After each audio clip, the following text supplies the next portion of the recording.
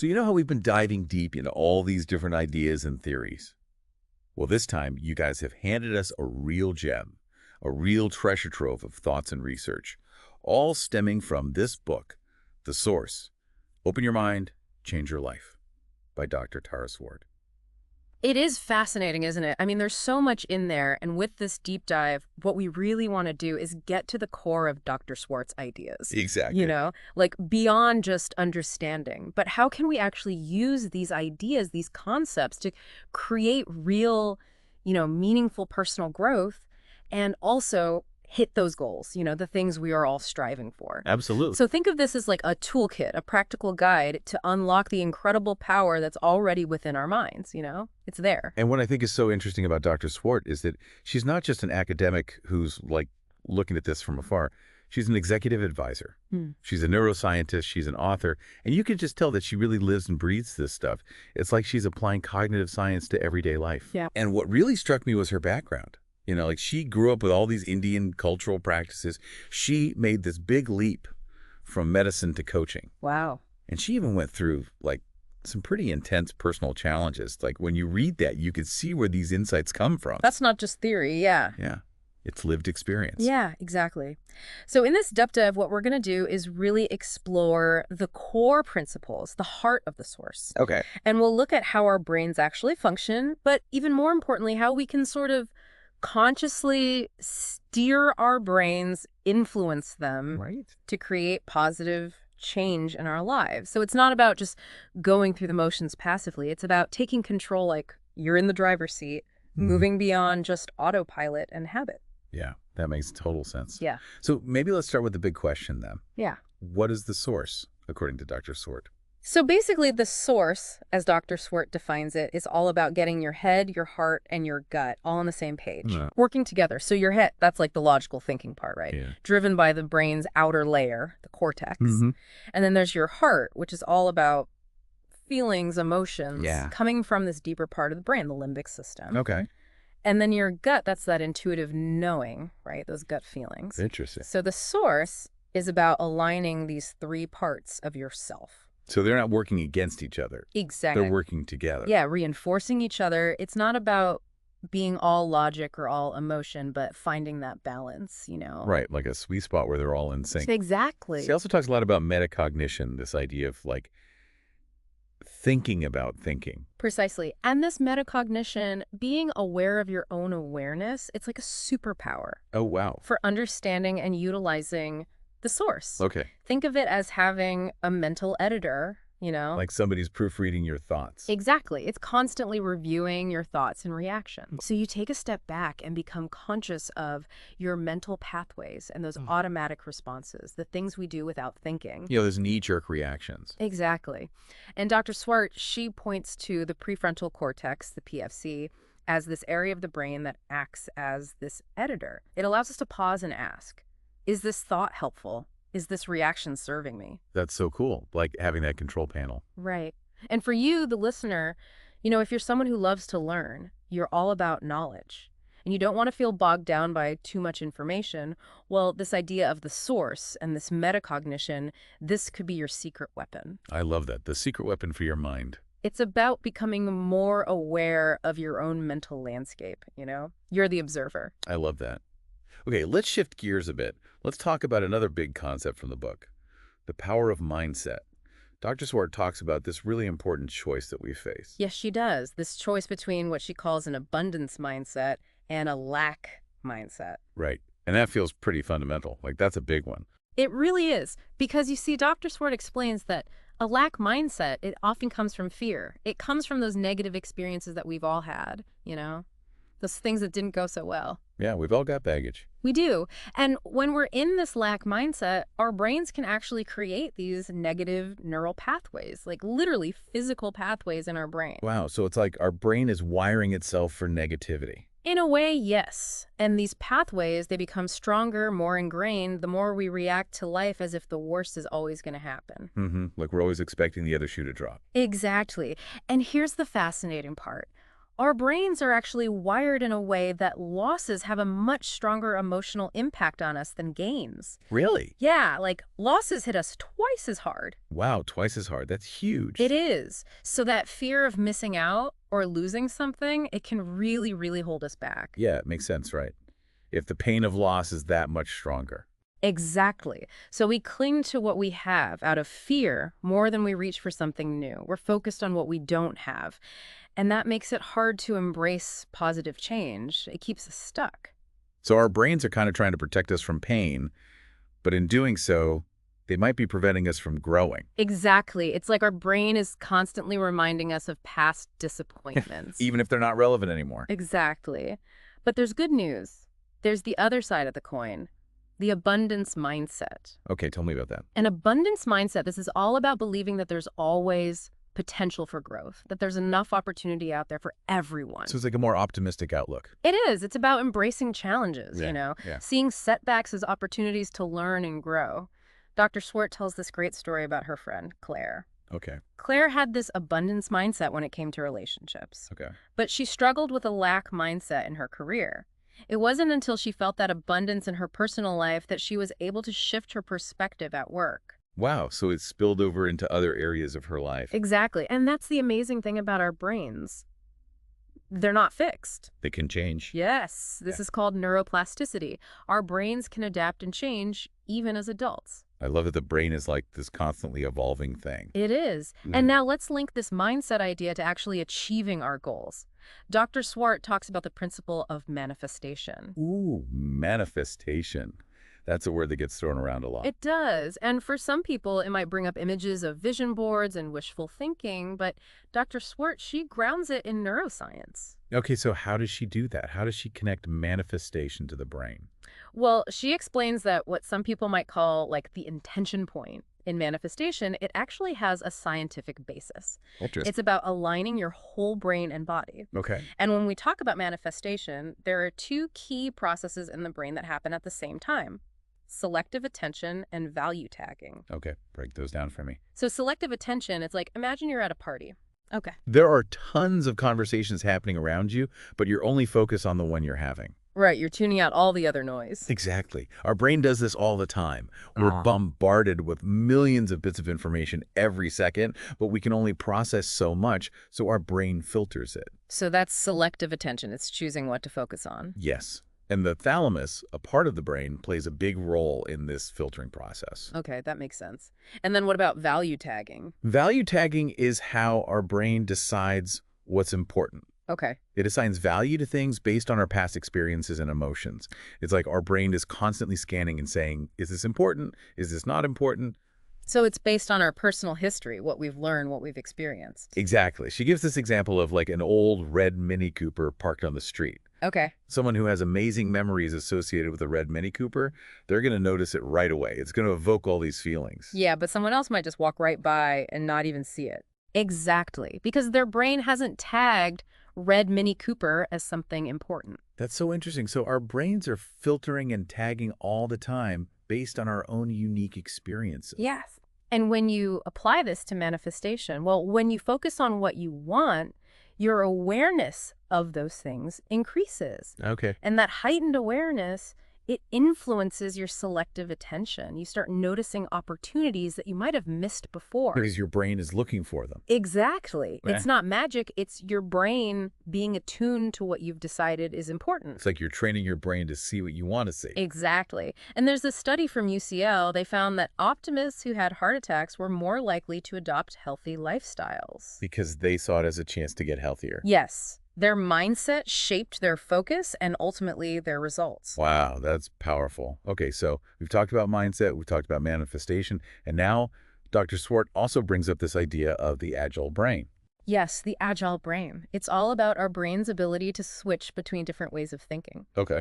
So she identifies 6 key pathways in the brain: emotions, physicality, intuition, motivation, logic, and creativity. 6 different ways our brain operates. Yes, and she encourages us to think about, which of these pathways are our strengths and which ones maybe we need to develop a bit more. So it's like having a well-rounded brain, so to speak. Exactly, like having a full toolkit.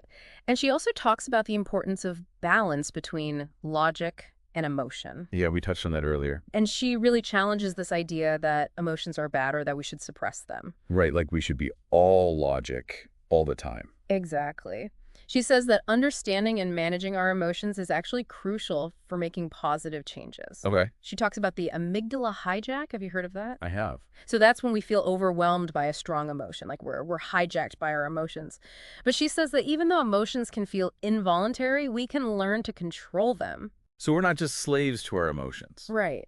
And she suggests things like mindfulness and this thing called the S.P exercise. What's this S.P exercise? It stands for recognize the emotion, pause, take control.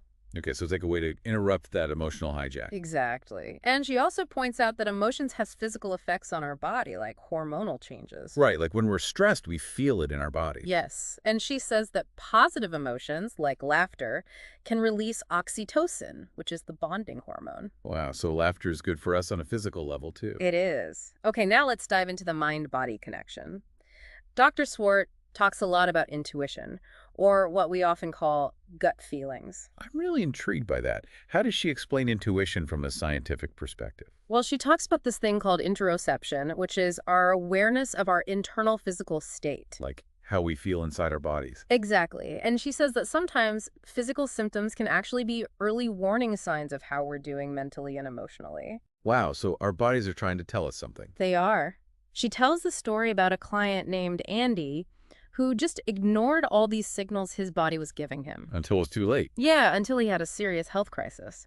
But then she contrasts that with another client, Yasmin. Yeah. Yasmin had a health scare, and after that, she started paying really close attention to her body's cues. And she noticed a difference. A huge difference. She made positive changes in her life. So it's like our bodies are constantly communicating with us. They are. And then there's intuition, that gut feeling. Dr. Swart connects this to the enteric nervous system, which is sometimes called our second brain. Our second brain. That's in our gut. Yes, it's this network of nerves in our digestive system. And get this, our gut actually produces neurotransmitters like serotonin. Serotonin, that's a mood regulator. Exactly. And our gut produces a lot of it, like 90% of the serotonin in our body. Wow, that's amazing. It is. So the health of our gut can directly affect our intuition, our mood, our overall well-being. So like what we eat and how we take care of our gut can actually impact our mental state. Yes. And she suggests things like reducing processed foods and adding probiotics to our diet. Okay, that's practical advice. And to really drive home the importance of trusting our gut, Dr. Swart tells this powerful story about Jacqueline. Right, Jacqueline. She was experiencing what seemed like psychological symptoms. Okay. But it turned out to be something serious, a physical problem. A subdural hematoma, right? Yes. And it just shows how important it is to pay attention to those gut feelings, those things our body is telling us. Because they could be signs of something more serious. Exactly. Okay, now let's move on to what drives us, what keeps us going. Motivation and resilience. I love those topics. Me too. So Dr. Swart defines motivation as that inner force that keeps us moving forward even when it's tough. Right, that push to keep going. Exactly. And resilience is our ability to bounce back from setbacks. Like getting knocked down and getting back up again. Exactly. And she says that having a clear why, a sense of purpose, is what fuels our motivation. Okay. It helps us see obstacles as challenges to overcome, not roadblocks. She even quotes Steve Jobs, who said, "The only way to do great work is to love what you do." I love that quote. Me too. And resilience, that's about letting go of negativity.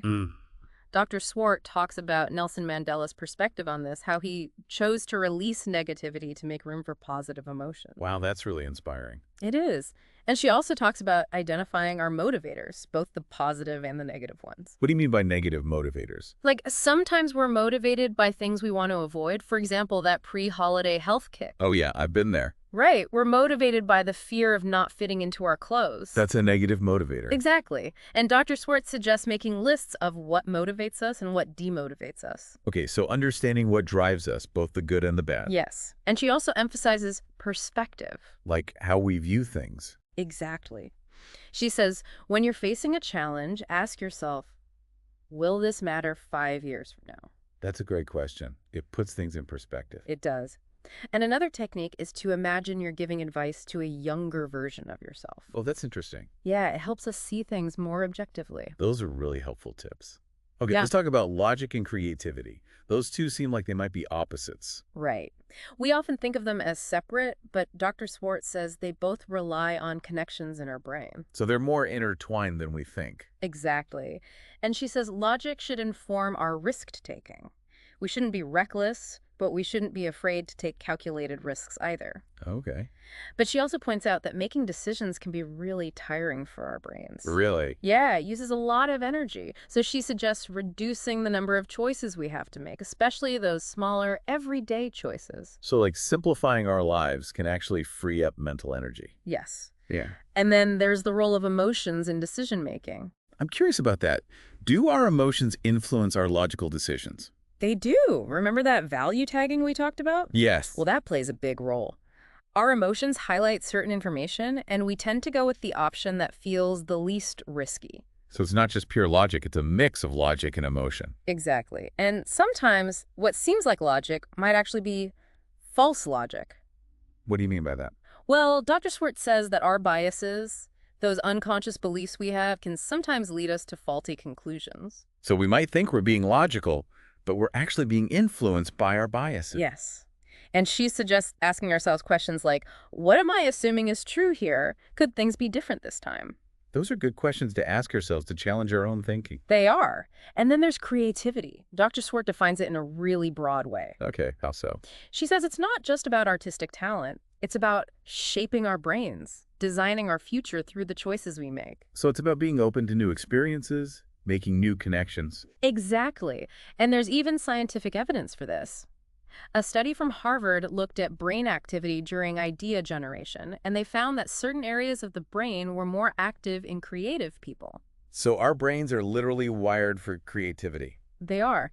And Dr. Swart suggests 2 techniques: rapid prototyping and ban red pen thinking. What do those mean? So rapid prototyping is about generating lots of ideas quickly without judging them. Okay.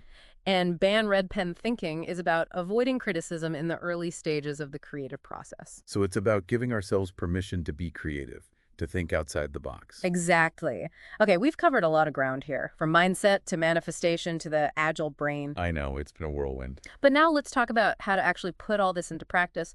Dr. Swart has a 4-step plan. Okay, tell me about it. It's called Fire Up the Source, Yeah. and it involves raised awareness, action board it, focused attention, and deliberate practice. Okay, let's take it one step at a time. What's raised awareness all about? Raised awareness is about switching off autopilot, becoming more conscious of our thought patterns, our beliefs, those early experiences that shaped us. So like understanding our starting point. Exactly. She suggests doing things like questioning our limiting beliefs and making a list of our past achievements. We can see what we're capable of. Exactly. Okay, step 2 is action board it.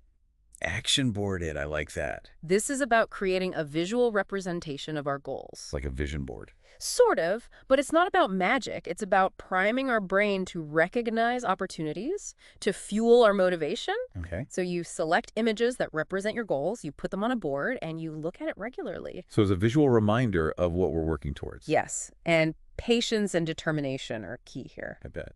Okay, what's next? Focused attention. This is all about being present in the moment. Mindfulness and meditation. Exactly. She talks about research on Marines, how mindfulness helped them stay focused and calm under pressure. Wow, that's impressive. It is. And even short mindfulness sessions can be helpful. She gives the example of Linda, who uses calming music to enhance her practice. Okay. And she also has this exercise called Barriers to Breakthroughs. What's that about? It's about identifying and addressing the things that are holding us back. So it's like removing the obstacles on our path. Exactly. And finally, we have deliberate practice. Okay, tell me about that. This is the action step. It's about putting in the effort to create new neural pathways to make those changes stick. So it's about consistency, repetition. Yes. She mentions a study from Singapore University on the effects of meditation on cognitive performance. So like training our brains. Exactly. And she guides us through visualizations like Embody Your Icon, where you imagine embodying the qualities you desire. Okay. And Releasing Burdens, where you let go of limiting beliefs and past hurts. That sounds powerful. It is. And she tells the story of Alex, who transformed his personality through deliberate practice. Wow, that's incredible. It is. And she encourages us to think about our legacy, to visualize the source within us. Okay, so it's like we have this power within us, Yeah. and it's about tapping into it. Exactly. And Dr. Swart concludes by saying that these 4 steps, this is a framework for understanding our minds and creating positive change. So for our listeners, this deep dive into the source, hopefully it's given you some insights and tools for your own personal growth. Yes. And remember, the key is consistent application. It's not a quick fix, it's a journey. Right. It's about putting in the work. Exactly. So here's a final thought for you to ponder. Out of all the concepts we've talked about today, which one resonated with you the most? And what's one small action you can take today, right now, that's related to that concept? Yeah. This is just the beginning of unlocking your full potential. It is. The possibilities are endless. They are. And the power is within you. Thanks for joining us in this deep dive. We'll see you next time. Bye for now.